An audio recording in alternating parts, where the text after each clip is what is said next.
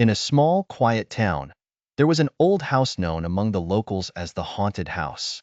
Ahmed inherited this house from his grandfather, who had passed away many years ago. The house had been abandoned for decades, and everyone avoided it due to the rumors surrounding it. Ahmed decided to move into the house to repair it and live there. He believed that the stories he heard about the house were just myths.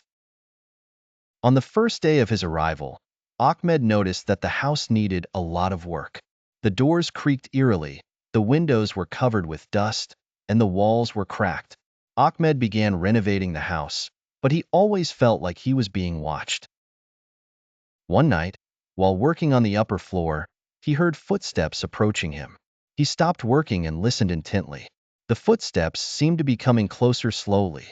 He took a deep breath and stepped out of the room to check, but the hallway was empty. Ahmed continued working but couldn't shake the feeling that something strange was happening. The next night, he woke up to the sound of a child crying. The sound was coming from downstairs. Ahmed quickly went down, but when he reached the bottom, the sound abruptly stopped. He searched all the rooms but found nothing. The next morning, Ahmed decided to explore the basement of the house. He found a small door in the corner of the living room that he hadn't noticed before. He cautiously opened the door and discovered an old cellar. He went down using a flashlight and found himself in a large room filled with old items and dusty books. As he examined the books, he found an old diary belonging to his grandfather.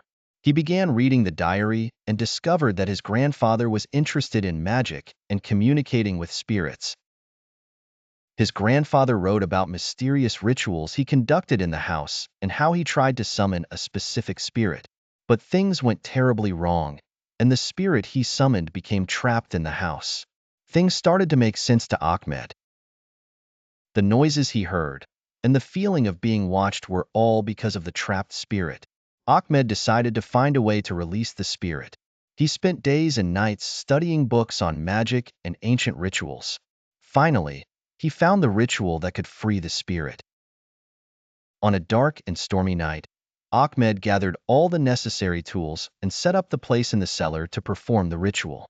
He began reciting the incantations loudly, and with every word, he felt the room getting colder.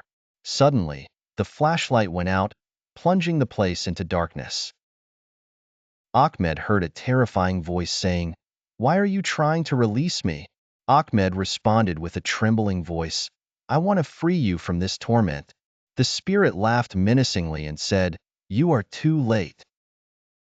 Objects in the room started moving on their own, and the winds inside the cellar intensified. Ahmed continued reciting the incantations, and at the last moment, he felt a strong force pushing him back. He fell to the ground, and when he regained consciousness, the room was calm again. Ahmed realized that the spirit had been freed. He went up to the main floor and felt that the house had become quieter. The disturbing noises were gone, and he no longer felt watched. Ahmed completed the renovations and lived in the house peacefully for many years. But he never forgot those terrifying nights and what had happened. He knew that the house had been rid of the evil spirit, but he always wondered where the spirit had gone and if it had finally found peace.